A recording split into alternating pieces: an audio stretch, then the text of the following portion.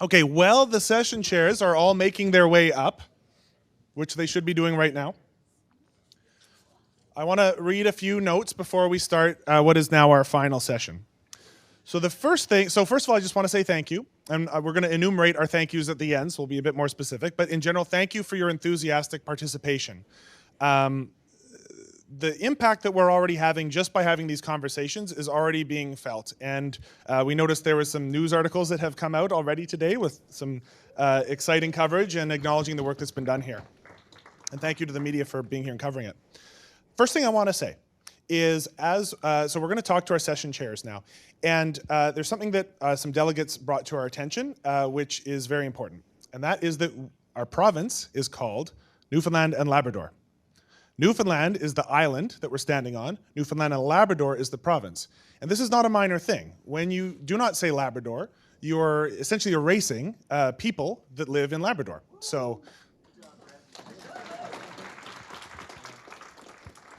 I'm from BC. I got the muscle memory to say Newfoundland and Labrador, so we can all say Newfoundland and Labrador when we're referring to the province. So I want to thank those delegates that brought this to our attention on Twitter and in person, because it is a very important point. Second thing, just a quick point. I'm holding, I shouldn't have done this. This thing that I'm holding that I've used as scrap paper, we are not affiliated with any political party. So I know there's some stuff about a political party here, so just so that we're completely transparent, the organizing committee is not partisan. We are not affiliated with any party, so I'll just leave it there. Okay, so let's get talking. So we have some of our session chairs here. I know some people couldn't be here on the second day. What we're going to do now is do a brief recap. So we're all in one place now. We've spent the last day and a half, and there's been a lot of energetic discussion.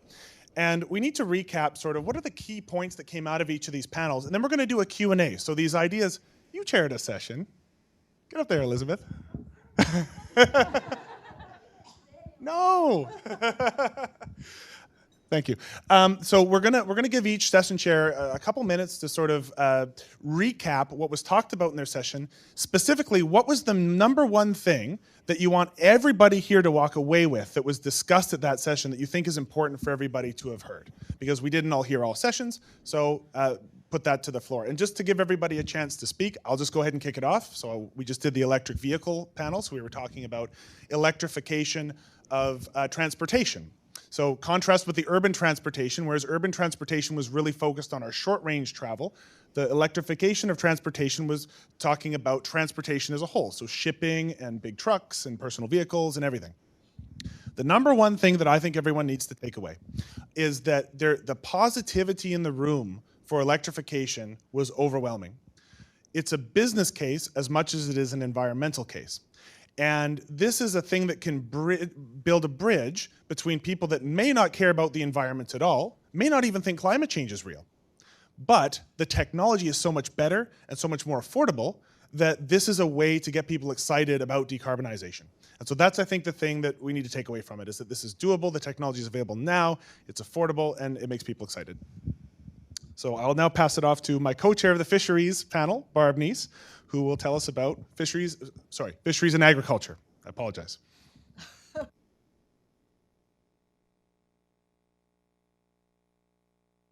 So in the fisheries and agricultural session, what I would say is that there are initiatives happening in fisheries that we did hear about, particularly in the large-scale sector, designed to reduce fuel consumption, which is a part of decarbonization, obviously, but it has to do with fleet replacement. I would say that we heard less about the focus in the small-scale sector, which means I think that there needs to be a lot more support there. Around that complex sector. In agriculture, again, I would say that what we heard was, we're thinking about it, but agriculture consumes a lot of fuel, and reducing that fuel consumption might mean increasing your labor consumption, and we have labor issues. And then there was a larger discussion in those groups around, again, how do you achieve some kind of just transition?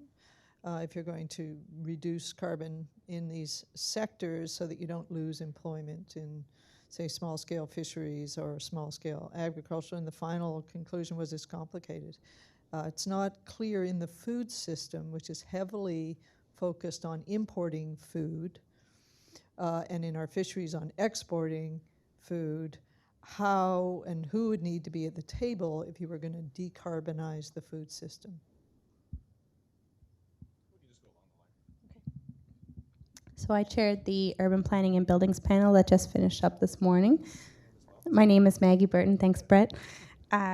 So there were a lot of really great ideas that came out of that session, and we had a really productive citizens assembly, I thought. So thank you to all the delegates who participated in that. The key takeaway for me in buildings is that if we want to decarbonize by 2050, if we want to be carbon neutral, we have to build buildings now that have the capacity to be carbon neutral.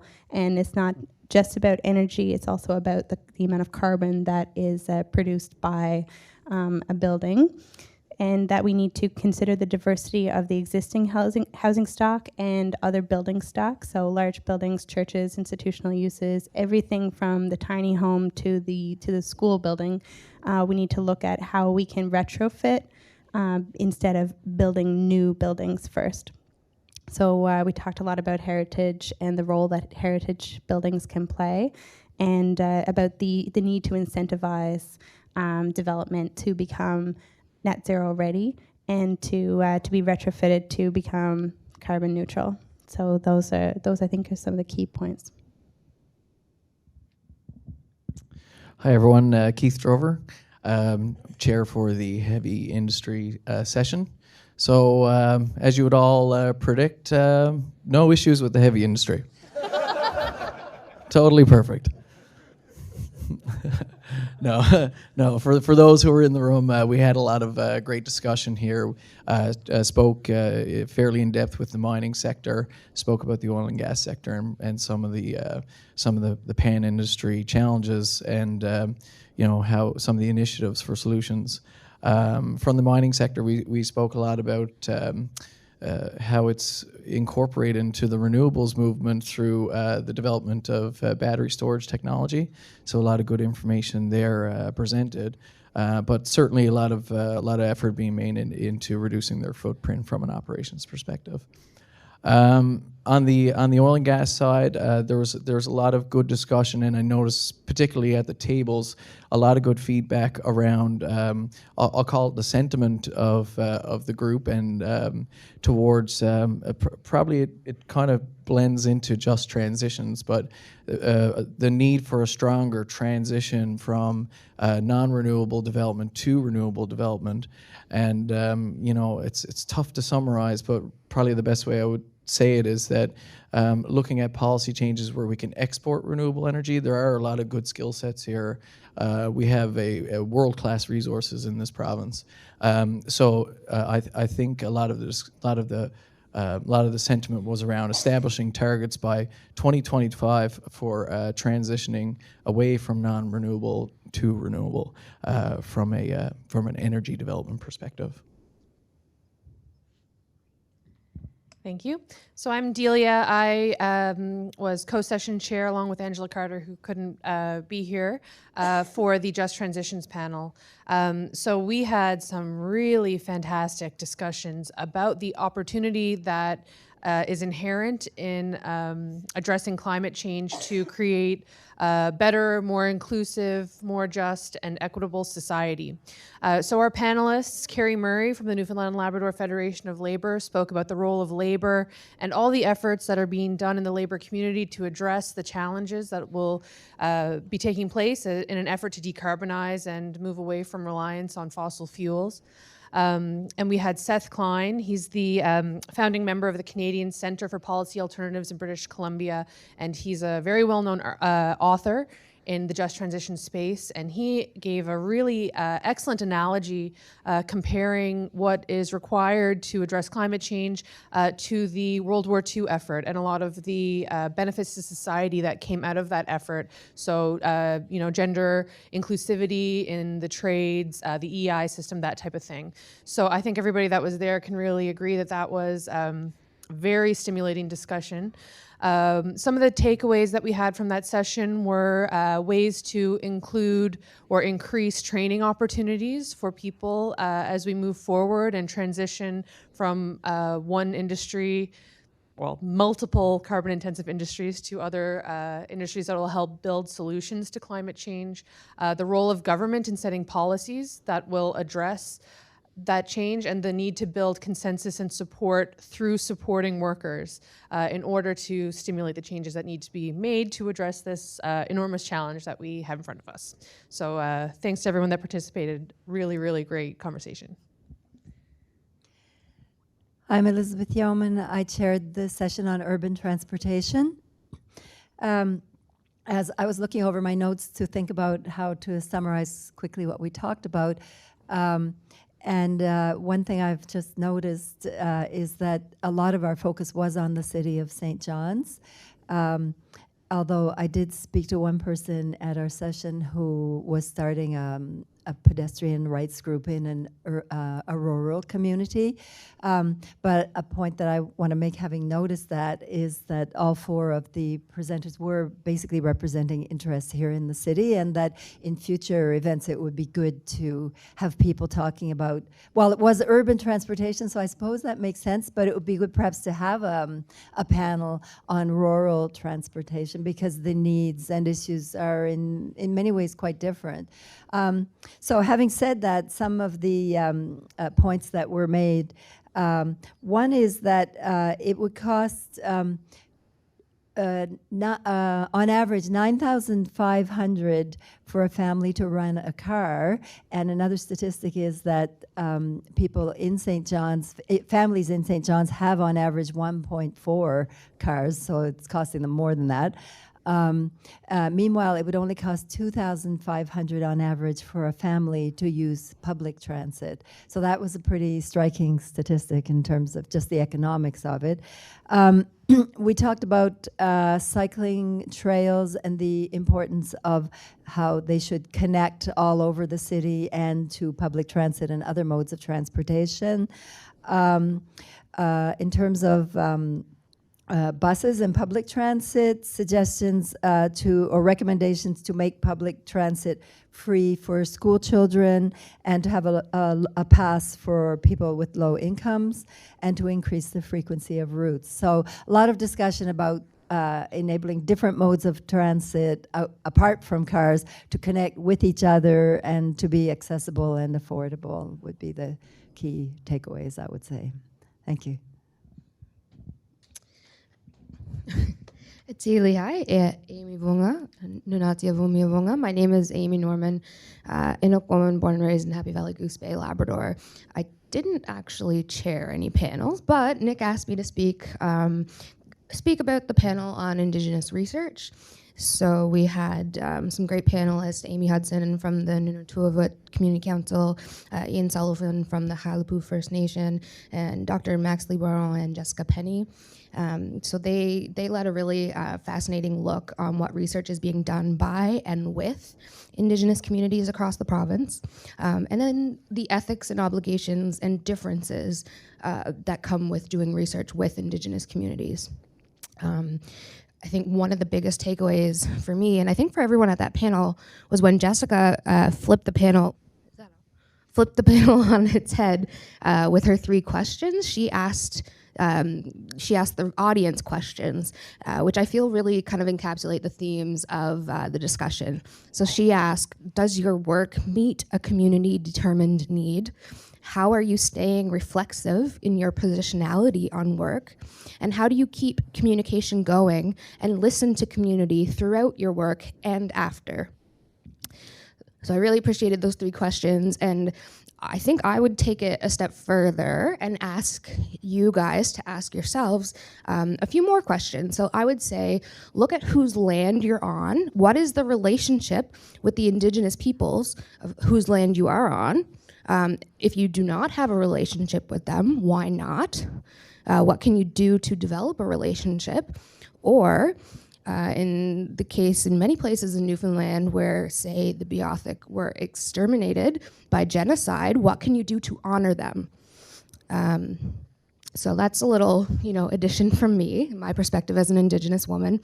I think another good takeaway from the panel was from Dr. Max, who she discussed how people are already, on the ground doing grassroots work about the exact issues that you're working on, whether it's academia, whether it's nonprofit. There are activist advocacy groups, there's like local community groups working on the issues you are working on. So get to know your community, get to know the people in the grassroots movements, whether it's movements like the Labrador Land Protectors that I'm very active with, with the resistance to Muskrat Falls, or if you're working on, say, like plastic bags and plastic bag ban, get to know the folks doing like the boomerang bag movement.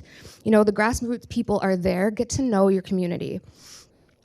Yesterday, there was a really cool event hosted by the Social Justice Co-op of Newfoundland and Labrador, and I spoke there, and one of the things we talked about was just a few tips on how to take all of the discussions and ideas that are flowing from conferences like these and really kind of direct them into action, how to channel all this really cool energy into concrete, actions. So my tiny bit of tip as a closing thought for you is to really stay connected with the people you meet in a meaningful way. Signal boost their stuff, share their stuff on social media, support what they're doing, show up for what they're doing, especially the grassroots activism people. Even if you're just doing it online, it helps a lot. So thank you. Nakamik.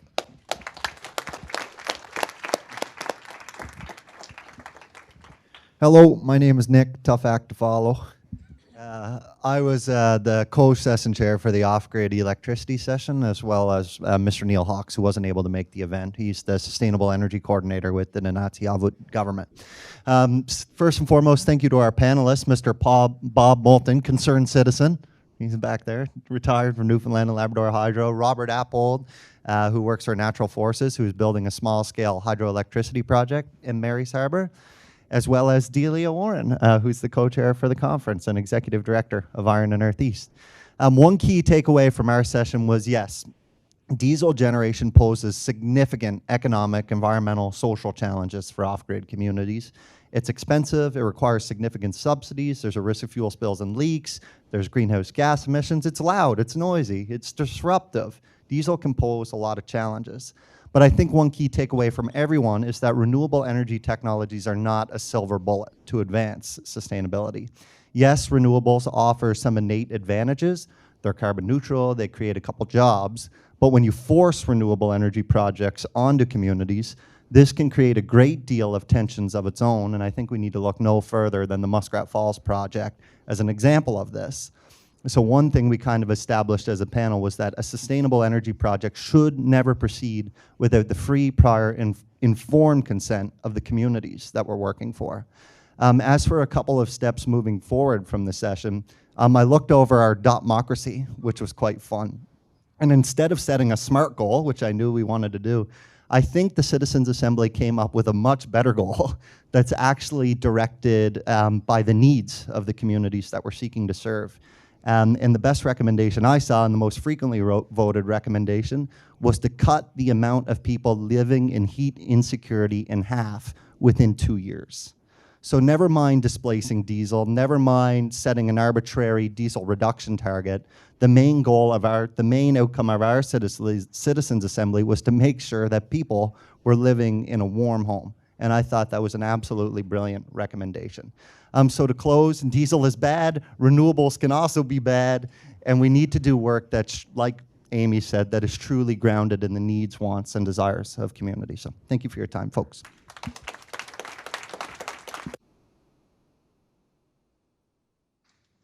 Thank you all for those amazing and succinct summaries. Those were great. We're going to do a big Q&A now. So we're all together. We've all heard what everyone's had to say. As before, we're going to pause for 3 to 4 minutes so you can think about what questions you're going to ask that will help advance the discussion, that end in a question mark. And you will peer review them with people at your table. And then we will walk around with microphones and we will facilitate the Q&A. And we'll see if there's any on Twitter as well. So we'll get going again in about 3 or 4 minutes. Oh, yeah. Please try and direct your question. Good point. Please try and direct your questions at a person, at a panelist. That would be helpful, and then others might chime in as well.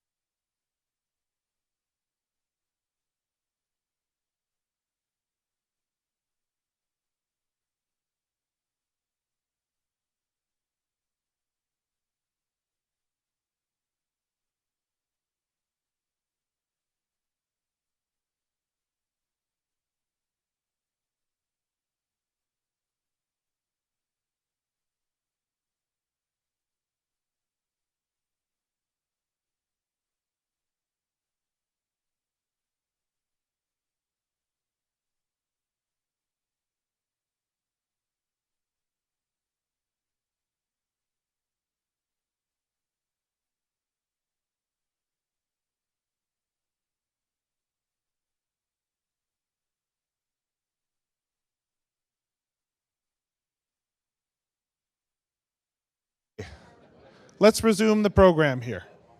So, yes? Nick is going to get a volunteer. Actually, why don't our conference staff help run microphones, please? Okay, and in the meantime, I will walk out to what was in my line of sight as the first question. So here we go. Thanks. My question's actually for you. So you chaired the electrification of transportation panel. There, I think, has been a lot of discussion of electric vehicles here. I've seen it in a number of different groupings. But I'm wondering if, when we consider the electrification of personal vehicles, I feel like we often see that as like a silver bullet to reducing transport emissions.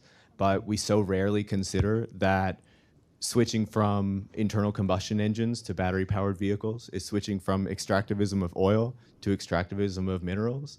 And in order to create all those batteries for vehicles, there needs to be a massive increase in mining, and much of that mining is going to happen in the developing world, which currently still uses child labor and has really terrible labor laws, and there's a lot of environmental problems with all that mining.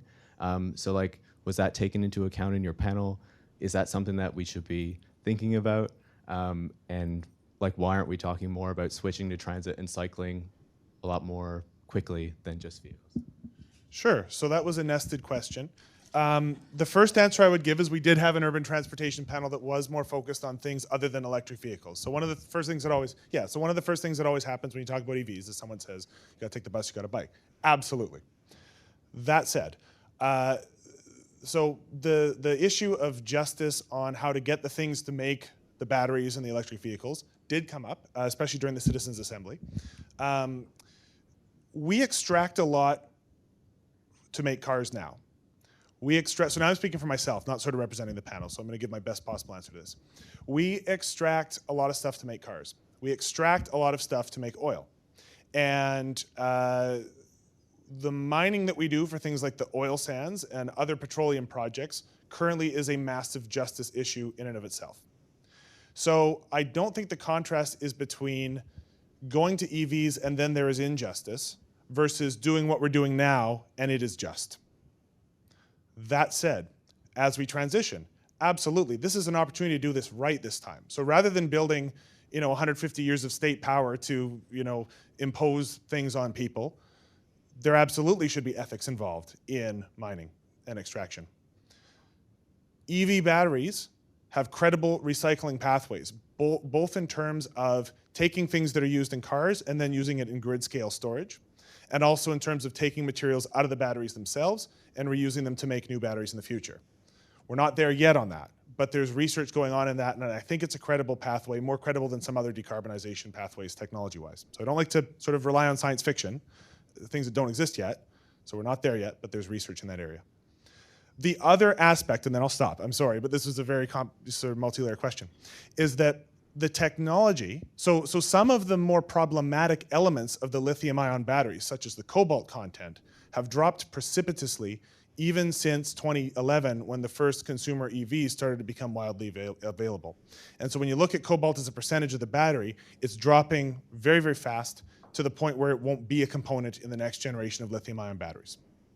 So all that is to say, in my personal view, electrification of transportation is a credible pathway to decarbonization, but walking down that path doesn't imply that it will necessarily be just, but we do know that unmitigated climate change is about as unjust as it can get. I just want to add a real quick factoid that I learned in the heavy industry session that just took place. There's actually a much higher amount of nickel than other minerals in lithium-ion batteries. And we had a presenter from Valais that spoke about the nickel production in our own province that is being done in a way where people are, having good, sustainable jobs that are covered by labor laws, and also their efforts to decarbonize that sector. So again, it's a great opportunity of how this transition towards electric vehicles, well, if you keep those things in mind and are aware of, the full life cycle of the materials, can actually help in making things more just overall. I'll sort of take a little pregnant pause after each of these in case anyone else wants to grab a mic and add to what was said. Okay, do you want to run? Yeah. Our microphone is on its way to you.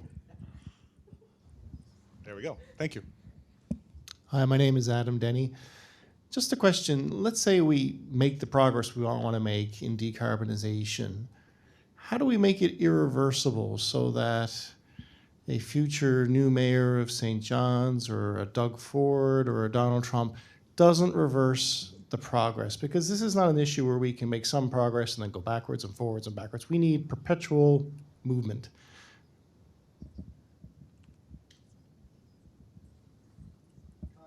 Hello, 1, 2. Continuity is sustainability. This is something I've thought about a lot. So in my work, we work from a theoretical background called energy deployment and sustainability theory. And one thing that we argue is that sustainability needs to be considered twofold. The first is substantive sustainability. These are the things we're all talking about. These are the tangible economic, environmental, and social impacts of a project. So you build a wind turbine, it decreases emissions, it creates a couple jobs, it reduces a bit of noise pollution in the community. Those are the tangible impacts of a project. But it's not enough to just think about substantive sustainability. We also have to think about procedural sustainability. And procedural sustainability is where we go a step farther. These are people's perceptions of a project. These are the distribution of the risks and benefits of a project. And locally, this is the local acceptance of a policy, a program, or a project. And if you don't have procedural sustainability in 10, 20, 30, 40, or 50 years, your project, your policy, your program is likely to fall apart. So in Ontario, for instance, they had the Green Energy Act. They built a bunch of wind turbines that had a great substantive component and reduced coal emissions. And then a new government was elected 4 years later, which eliminated the policy because everybody detested having wind turbines forced on their homes. So I think in all the work that we need to do, we need to strive for positive, substantive contributions, positive economic, environmental, and social impacts. But we also have to take people's perceptions seriously. We also have to make sure the distribution of risks and benefits is done fairly, and we need to make sure that everything we do is actually grounded in the needs and consents of community. And that's how I think we can ensure continuity in the long run.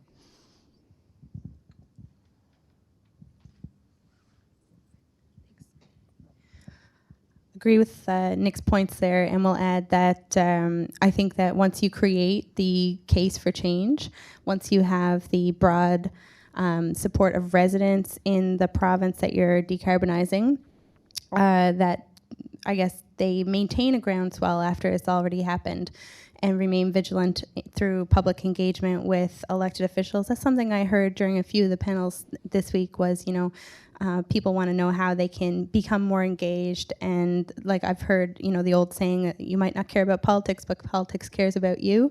It's really important. And if you get some politicians who want to move things along, it's important to I guess, show up and go to public meetings and talk about the things that you want to have so that when the legislation gets passed, it's clear that it happened because people asked for it. So the place of activists, of disruptors, of every other kind of person that's involved in social change, they're all really important. So recognize, look at yourself, figure out what your role is in the social change movement, and then stick to it or move to a different role, but don't stop trying to change the status quo. And every single person has a responsibility to act during this really important time in our I guess, our world, right? So look at what your role is and commit to doing something to advance and maintain social change work. Okay. Everybody's sweating. Did I see a hand? I think your hand was up first, so I'll give you my microphone, and then we'll go to the back after that. Thank you. Glenn Sharp.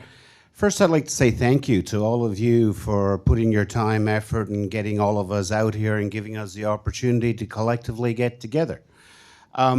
And that then leads to, do you have ideas of keeping the momentum going and moving forward, and what is the next step? Maybe I'm asking you before you've had a chance to think of that, but as plans need momentum to stay and to move forward, anybody in the panel can give your idea, or maybe you can tell us you're not quite there yet, but my idea is, how do we keep things moving forward? For sure. That's an excellent question, and we've had a lot of discussion about that as co-chairs and within the programming committee. So obviously we want the progress that we made here to be put to good use. So the first thing we're going to do is compile the results of all the sessions. There was a reason why we wanted you to write down all your ideas. We're going to be compiling that and putting it into some formal document that we can then use to disseminate. We've also talked about how we would like for this not to necessarily be the last Decarbonize NL conference. So we're looking at the possibility of making it annual or doing something again in the future to keep this conversation going.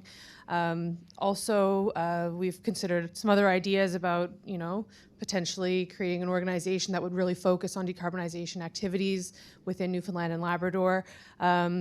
We haven't made any concrete decisions yet. We're other than putting together that policy document or that summary document from this event. But we're definitely open to ideas, and you'll definitely be hearing from us again. So I don't know if Nick or Brett would like to add to that. I'll go next. So this is a good problem to have, is that everybody's so excited about this. This started as an idea. Actually, not all of us were even physically present. We were at the Common Ground working space, and we had a little community meeting that Delia and Nick had organized, and I just happened to be there, and we talked about, hey, this might be a cool idea for an event. And now here we are. This is none of our jobs is to organize this, and that's a problem because it took a lot of bandwidth to do this. So whatever we do needs to be sustainable from a labor perspective, sustainable from a financial perspective. So we got a lot to think about. I'll leave you with this, though, before handing over to Nick. We are going to put our email address up at the end, and we would like to hear from you, because what this becomes is organic, but I think it needs to persist, because there needs to be a coherent voice reminding people about that IPCC target, because that is the iron law that is going to govern our planet going forward. I think underpinning much of my research is that everything that we need to do, and my guiding philosophy of life, needs to be grounded in the needs of communities. And this is a little bit cliche, but I think of everybody here who showed up to this event as a community. So if this is a truly an identified need, if there's a motivated group of people who really want to push decarbonization, who really want to push just transitions, who really want to build the just, equitable, and sustainable future that we all deserve, I think that's a need I can get behind. I think our programming committee and our session chairs and the co-chairs all feel the same way. So at an absolute minimum, I think that everything should be driven by the grassroots. I think we should create space for everyone to be involved with the summary document as a result of this report. I think that if there's ever an organization or entity that comes out of this, I think it should be co-designed with everybody in this room. And I think one thing we can commit to is at least promising to have those discussions as a follow-up. Just creating a space where we can, like the initial meeting that this conference came out of. We literally just sat around a room and someone was like, hey, we should have a conference. And then we ran with it for a year, and here we are. I was like, I'll apply to that MUN conference fund I heard about. Yeah, for sure. And then Brett went home and wrote the proposal that night, and then Twittered me and Delia and was like, guys, I got $2,500, I think, to do a conference. And then that Twitter thread continues till right now, where we do all our communication about everything. So I think we can at least commit to having some of those organized meetings where we invite everyone in the room and we just ask everyone who shows up, like, what do you think should be the result of this? What do we have the capacity to achieve? So we can certainly commit to holding those conversations and making sure we do some stuff as a result of this brilliant brainstorming and collaboration. And putting together a package so other people can have those conversations. So sort of facilitating things that don't even involve us, but are under this mantra of decarbonize. It could be decarbonize a neighborhood, decarbonize your business, decarbonize. Like, this is, I think, an organizing principle more than it is an organization. And our next activity is going to be very much focused on next steps. So I will just tease that for now, and we'll continue with the Q&A. There was a second hand back there. Sorry, before we go to you. John Jacobs. My question was just asked by Glenn Sharp, and I'm pleased with the answer, so let's carry on.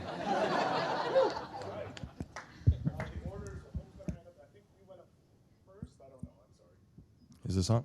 Yes, hello. Hello, I'm Chris, and I'm suffering from some cognitive dissonance. I'm hoping I can get some help, some counseling help. So much of my career, my professional life has been around sort of just what this last conversation was around. How do we get those conversations to be had in different settings and sort of bringing democracy or reviving democracy at different levels? And yet there was something that was said in the Just Transitions, and I'm forgetting the name of who was our distance panelist from BC? Seth, where he made this analogy to World War II, and he made it very clear that one of the interesting things that happened in World War II in Canada is that even after the war was declared, people were not interested in going to war. Most people were against the idea of going to war, and he said, we forget that there's a role of leadership here, that some of those leaders then found a way to sort of mobilize people to say, yes, this is what we need to do. So my cognitive dissonance is, yes, we need to have this as grounded in community and grounded democracy, but we also need something. We need to talk about leadership. And right now it sort of feels like, we just heard a few names thrown around of the types of leaders we have which are not supportive of these conversations. So I guess my question is, how do we decarbonize leadership?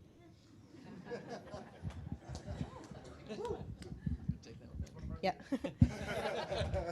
The reason I constantly talk about creating the case for change, and the reason I think that so many people mention having it grounded in, I guess, grassroots or community activism, is that when something gets to snowball enough to a large enough popular consensus, then it becomes easier for leaders to stand behind it. So, and the reason also I mentioned that when you see a progressive politician in the province trying to do something and you're not sort of showing up to back them up, then it can fail because the majority opinion, the popular opinion, has not progressed to the level that that leader can risk everything to bring up the thing that they want to talk about. So that's from my experience. So that's one side of it. And the other side of it is, of course, we need to elect people who want to do these things to begin with. So making climate action at the center of the next federal election, for example, is going to be really important. We cannot have a prime minister who fails to recognize that climate change is something that you have to do more than give a home heating tax rebate or whatever it is that he wants to do. So I will be trying to be active in the upcoming election because I think that that's important. Decarbonizing leadership is going to involve building capacity in communities as well to get more people involved in elections and get more people that are confident enough that they want to run, and building it up that way, but also like building the grassroots or the groundswell momentum for change is a super important and doable thing. Everyone here is capable of doing that. So those are some of my thoughts. Yeah, and in your communities, if you see that there are a lot of people who, example, are afraid of speaking to the media and need some media training, well then hire a media training facilitator to come in and run a session with 20 or 30 people and develop these skills together. So another thing that happened in World War II is that communities really rallied together to get up and do the things that needed to be done and build skills, start new co-ops, do all kinds of community transition work. We need to do that now. So everybody that that has something important to say, like help them say it, like build the capacity, create the space, boost their signal like Amy had mentioned. There's a real importance to doing that, but also like calling into open line, doing all this stuff. Anyway, those are some of my specific, I guess we identified the what, now the how, and the positive consequences of that might be that a lot more people start to really believe in the cause. I don't know, those are my thoughts anyway. I think there's something that we don't think about enough. I like to call it invisible leadership, and it's a lot of leadership that's out there that we're simply not paying attention to. We held a session in this conference called Indigenous Leadership on Climate Action. And the reason we did that is because we wanted to applaud and profile and celebrate the incredible leadership that's already being shown by a number of entities and rights holders in this province. We had some incredible presentations. The folks at Nunavut, for instance, are installing high-efficiency wood furnaces across like hundreds of homes in their territory. They're also leading the development of community-driven renewable energy projects. To the south, in Nunavut, they've built a community-driven energy planning process. They've hired 14 youth locally in their territory to lead sustainable energy transitions in their own communities. A gentleman from Halapu First Nation gave an incredible presentation of one of the most comprehensive climate monitoring programs I have ever seen in my life that's happening right here in Newfoundland and Labrador. So I think we need to take a responsibility, a personal responsibility, to try to seek out and find a lot of the leadership that's already happening, including by groups like Carrie's, the Social Justice Cooperative, and the group Amy represents, the Labrador Land Protectors. And we need to attach ourselves to those leadership efforts and support and amplify them in whichever way we're asked. So I do think a lot of leadership is already out there. We just have to find it.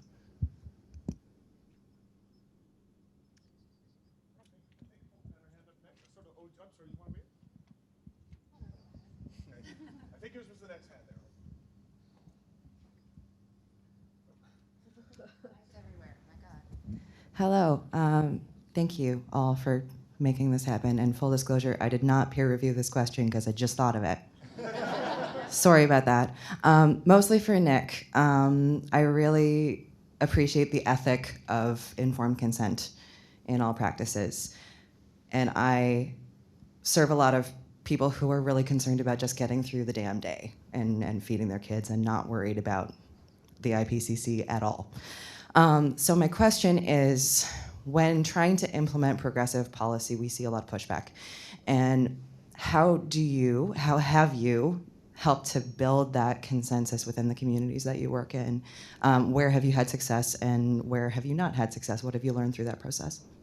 Thank you so much for your question. My answer certainly isn't peer-reviewed either, so I apologize in advance. The biggest thing I found in my research is that people are most likely to support solutions when they build them themselves, right? So if you tried to dictate to a community or an organization how they should go about solving their problems or how they should go about solving decarbonization, that's when you start to get the pushback. When you plant a wind turbine down in someone's backyard, or when you implement a policy that hasn't been developed at the grassroots level, that's when the resistance comes up. But if you involve people meaningfully early on in the process and you co-build solutions, you're likely to maintain that consent and perpetuity. Another thing I'll point out is that social acceptance is most likely maintained when you're doing actions, when you're doing policy, when you're doing projects, when you're doing programs that are actually grounded in the needs of communities. For instance, when we went to Norman Bay to begin our research, I showed up as a community energy planner, and there's only 12 people who live in Norman Bay, and we did 6 interviews, 50% participation, not bad. And they looked at us, the people in the community, and they said, "No thanks." And I was like, "What?" They were like, "We're not interested in your community energy planning research. We're not interested in renewables." And they were like, "We don't have governmental transportation to and from our community. Can you help us with that?" And that's what we put into our community energy plan, is that before this community can begin considering developing a wind turbine or developing a solar panel, they need a secure source of transportation to their community. They need a roof over their head. They need warm home. They need running water. They need gas. They need a way to get groceries to their communities. And by recognizing those needs and fighting them and hopefully helping to co-develop solutions, then you can move on to the other things that you think are important, right? But I think as long as our research and our advocacy and our governmental policy is actually aimed at a specific need, that we're more likely to maintain social cohesion and consent. Thank you for your question.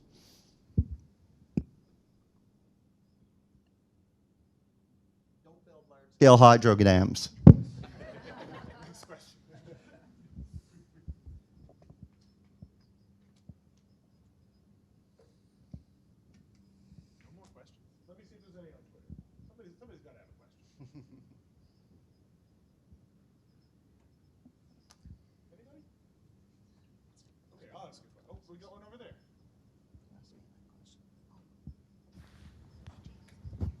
Hi, my name is Jessica. I'm also not a public speaker, so I apologize in advance.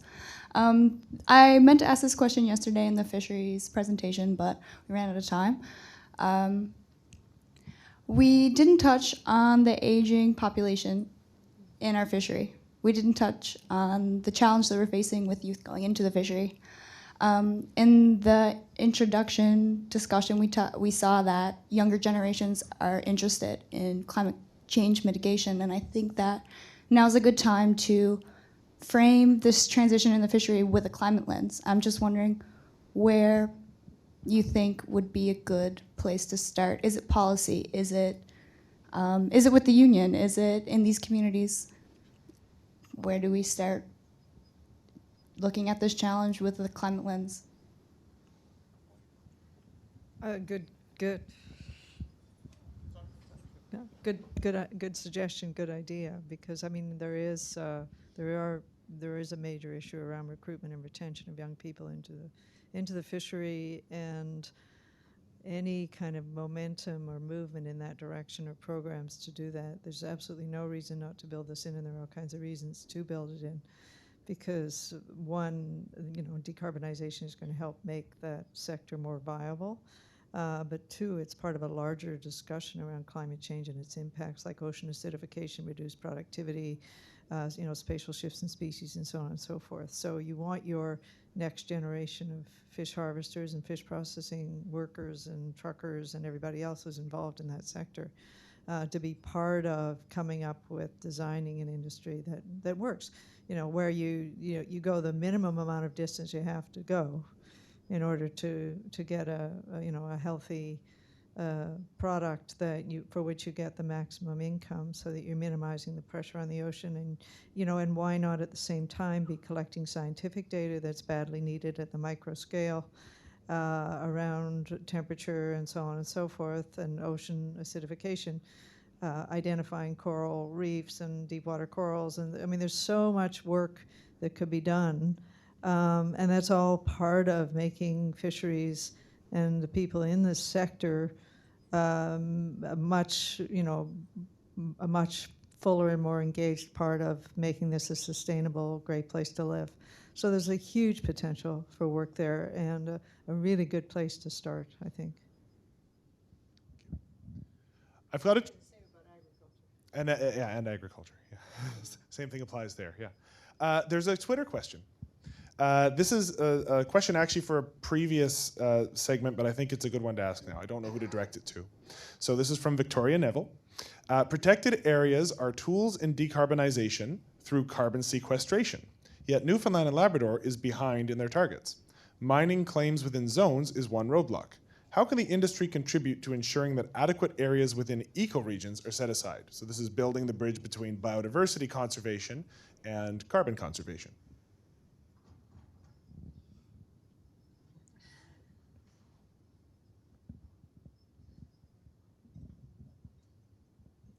Nobody wants to take it.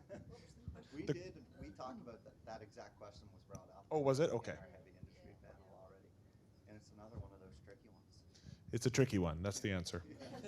Okay. All right. Any other questions before we move on to our next activity? There's one back there. Yeah, thank you. Hey, my name is Stephen. I'm not from here, from Nova Scotia, so it's for me just so inspiring to be in a room of folks doing so much great work already on decarbonization here in Newfoundland and Labrador. But there's been lots of talk on the offshore in oil and gas, and on the 1.5 degree target that we're all holding ourselves to. And they're, of course, just not compatible. A doubling of the offshore is in no way compatible with the 1.5 degree future. So I'm wondering if there is, as someone who's not from here, if there is already active campaigning and challenging that expansion of offshore oil and gas, and if not, should there be? Do you want to go ahead? I was just going to say, yes, there friggin' should be. So I have a scientist answer, but I have an organizer answer, because I'll give the organizer answer, because I've been asked this pretty much every single media interview. And my answer has been that we organized this space to be agnostic about how to achieve the carbon goals. I did some back of the envelope calculation, and I think you can do it if like everything else is literally zero carbon in the province. You can get close to that target. If that's the decision we want to make, we need to be spending billions and billions and billions of dollars outfitting every home with, and bikes everywhere and public transit. So the transformation is that much more extreme if we consider that industry to be sacred. And so that's the answer that I've given, and I encourage everyone to think about how we get to that point. Yeah, I think for us, it's a good question. It's a very broad question, but one of the objectives we had coming into this event was we were looking for very we were looking for targets and ways to really hit the federal framework. So I think, you know, Karen addressed it very well in his presentation, but what we've seen in other jurisdictions is the electrification, our ability to proliferate. You know, we have some surplus power as well. So the more we can proliferate the power that we have, electrify some of these developments, we can drive down some of the emissions targets. I realize that doesn't exactly answer your question, but I just wanted to share with you, just from a practical perspective, some of the things that we wanted to try to glean out of the event. So it's not the satisfactory answer for you. I realize that, and I think when we provide some of the feedback from some of the breakout session, I think there is probably some good feedback from that perspective. But yeah, I think it's going to be a difficult one. It's certainly one that we that's going to take a much more broader discussion. Got to have my 2 cents about this as well in this forum.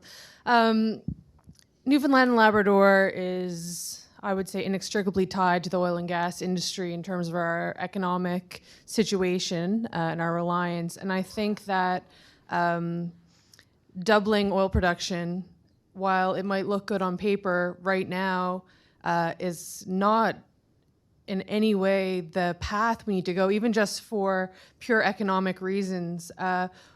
Being tied to an industry that's so volatile, and even leaving the decarbonization question to the side, being so tied to an industry that's so volatile, it doesn't make economic sense for our province. We need to diversify. We need to be less tied to something that will have such a serious impact on our bottom line, with, you know, even a $10 drop per barrel in the price of oil. And the volatility is only increasing as conversations about climate change go forward, and it's very uncertain what the future will hold. And I hear a lot of people saying, well, our reliance on oil is going to go well into the future, and it's important that that oil that we use is developed in a place that has strong environmental regulations. But you know what? I've traveled a lot. I know a lot of people from other countries where they hear the exact same thing. So I think it's really important, obviously, to decarbonize. This is something that we need to do to ensure that we have a future, but also as a way to provide prosperity for our province. Newfoundland and Labrador needs to focus on our other strengths and on other ways to build jobs, industry. For example, MISA is a company that started with a very innovative idea and has been really successful in growing that company and that business. Other companies like Verafin, they're focused on technology. We need to focus on things we can do here and what our strengths are in order to decrease that tie to this industry and stop just doing the same things the way we've always done them. So that's my 2 cents. Yeah, I mean, we raise the paradox here of how do we double oil and gas production and decarbonize. And you know, we ask the question, I think a lot of people don't realize that when they calculate greenhouse gas emissions for this province, the only fossil fuels that they include are those that are combusted here.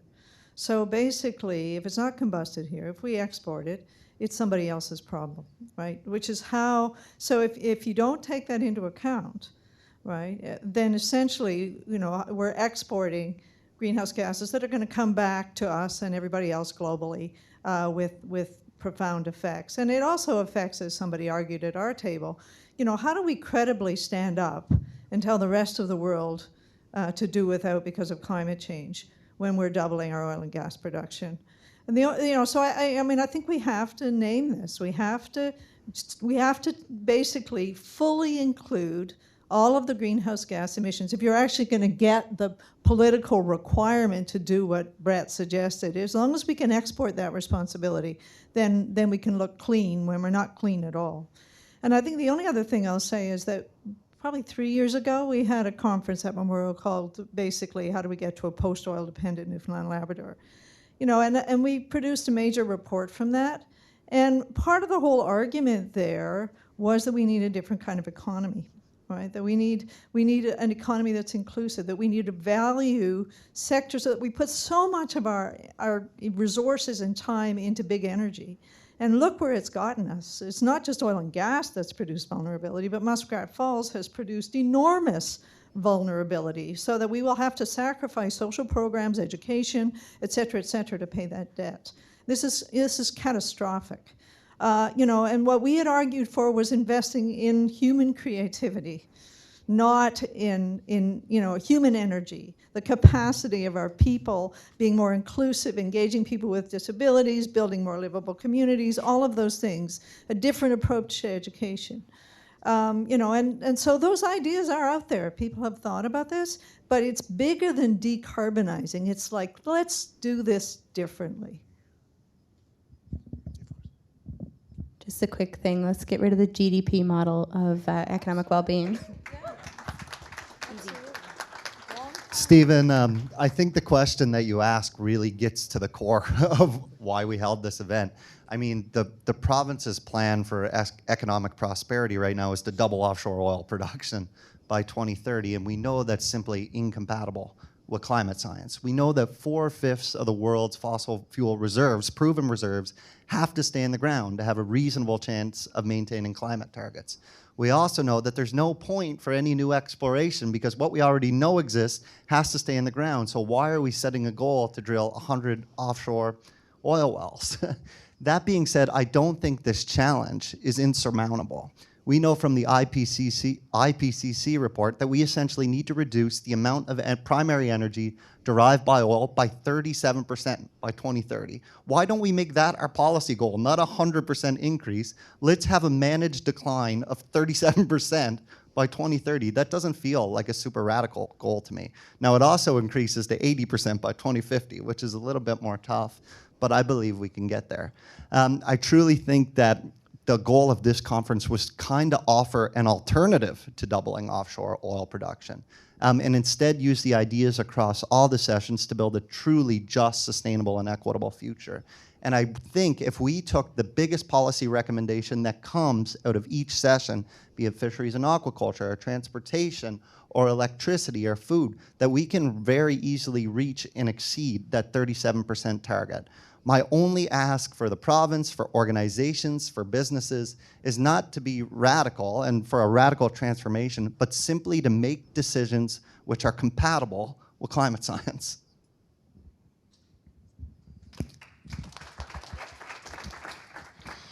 I'm just going to add to, just to think about this, when we're talking about moving away from oil and gas, I think it's very careful that we don't greenwash things like Muskrat Falls and ignore the very serious harms that they're causing.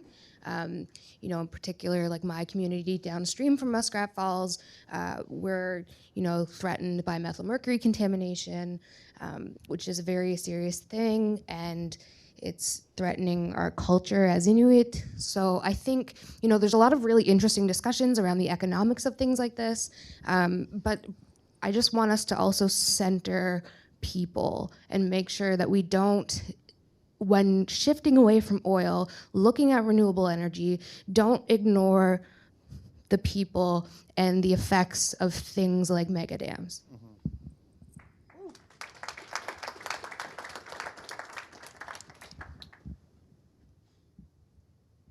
I don't want to have to come after that. So I'm going to suggest, unless there's a quick final question, I'm going to suggest we move to our final activity. So, first of all, thank you to our panelists for an excellent Q&A.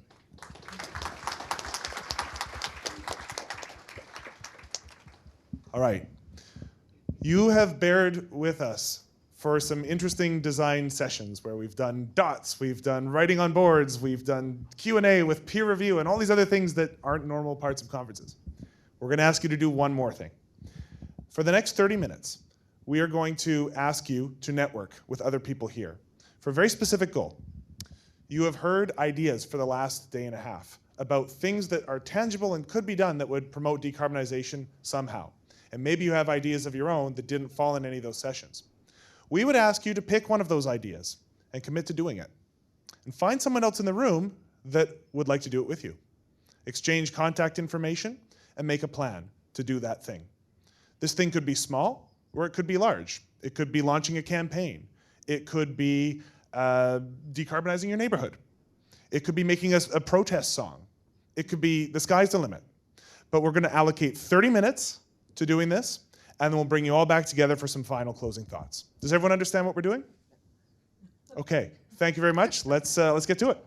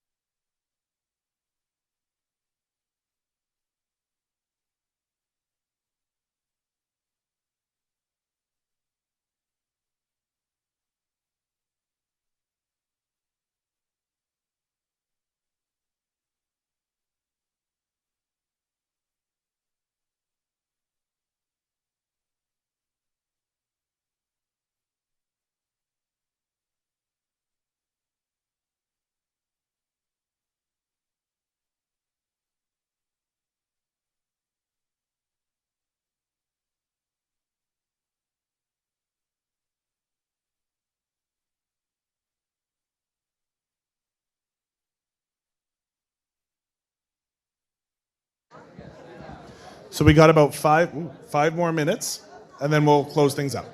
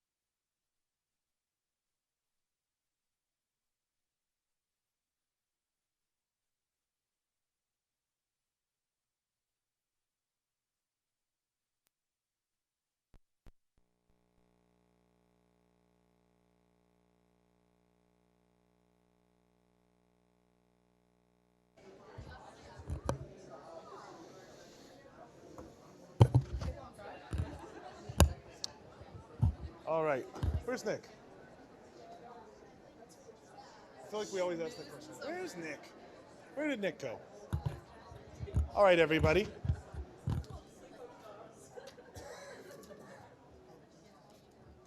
We're going to say some thank yous now and close out this event. Is Nick around? Okay, I heard a voice from somewhere.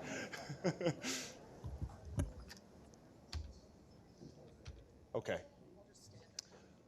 Yeah, that's fine. Yeah, solidarity. We'll get the co-chairs up here. I'm sure Nick will make his way up.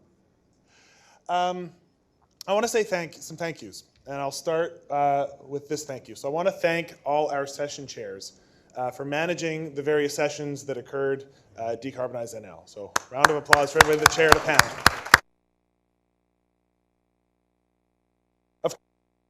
Of course, I want to thank the panelists themselves for participating on these panels. Everybody took time out of their busy lives to come and be here, and we really appreciate it.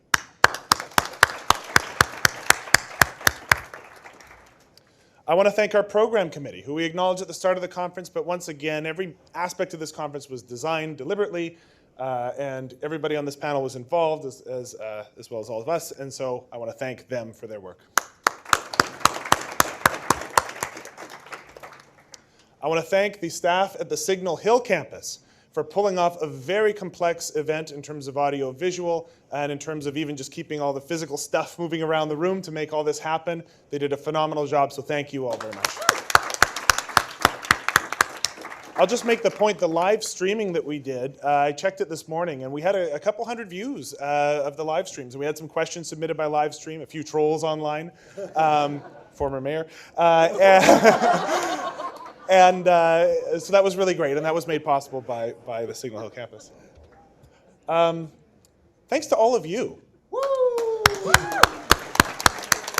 We set up some interesting events, and you all participated wholesomely, respecting the code of conduct, I felt, and I think that worked really well. So that was awesome.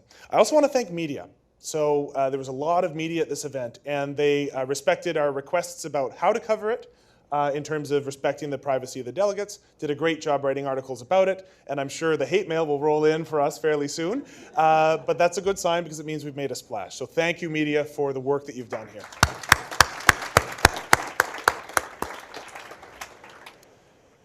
This event cost money. Thank you to the sponsors for making it cost less money for delegates to sign up. We really appreciated that, and I'll just read out all the sponsors one more time. So MISA Smart Thermostats is a gold sponsor. Memorial University's Conference Fund and good idea. Let's applaud each one. Memorial University through the Conference Fund and the Quick Start Fund for Public Engagement. World Wildlife Fund Canada. The Newfoundland and Labrador Environmental Industry Association. The Nexus Center. And Metrobus for providing us free. What happens next? Are there any thank yous that I missed? Thank you to Nick and Delia for being excellent co-chairs. Thank you to Brett. Thank you to Brett for doing all the work. We had a lot of fun working together, and I anticipate we will be working together more in the future. Oh, before I say something profound, this was dropped on the floor. It was a debit card for Paris Marks, so you can come and collect your debit card. All right. I think it's like a prepaid Visa name, Brett. Oh, is it? Yeah. Oh. Unless Mr. Marks is in the crowd, which I'd be quite excited about. Oh, okay, there we go. So what happens next? The energy that has been captured at this event is profound. And as we mentioned, this was very organic, and the next steps are not clear. What is clear is we have collected all the stuff that's been written on poster boards. I just took pictures of all the stuff on the idea board.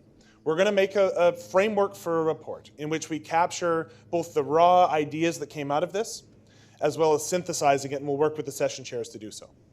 We want to make sure you all feel involved in this process. So while we'll probably set up the framework for it, we certainly will appreciate your thoughts on how to set that up. And we will give everybody here, everybody that we have an email address for, will receive an email from us to have a look at this document and have ideas for what to add to it or how to shape it. So we want to make this a collaborative process, and we want to recognize your labor. So if you do contribute to it as an author, you will be named as an author if you so choose. So we want to be organic about that. We also will put up our email address, decarbonizenl@gmail.com. And so if you have ideas about where to take this, how to grow this and turn this into a permanent idea that is persistent, please don't hesitate to reach out. We tried to make this event as delegate-led as possible, and that process will be led by the community as well.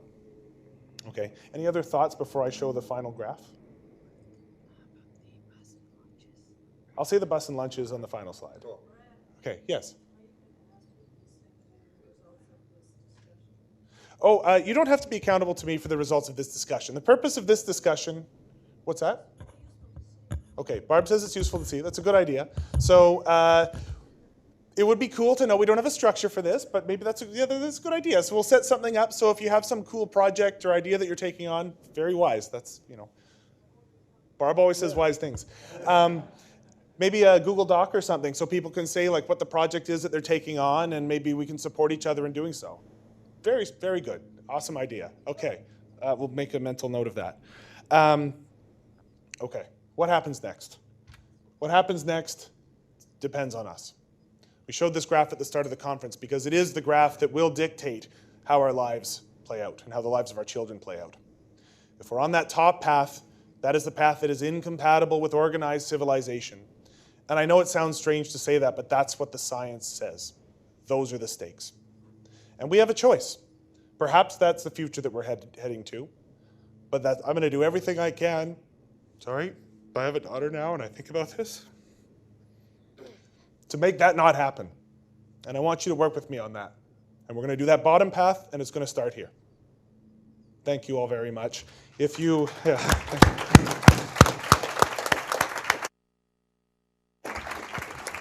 That never used to happen before I had a baby. For those of you that are coming on the field trip, the bus meets us out here. Grab a box of lunch. I'm out. See ya.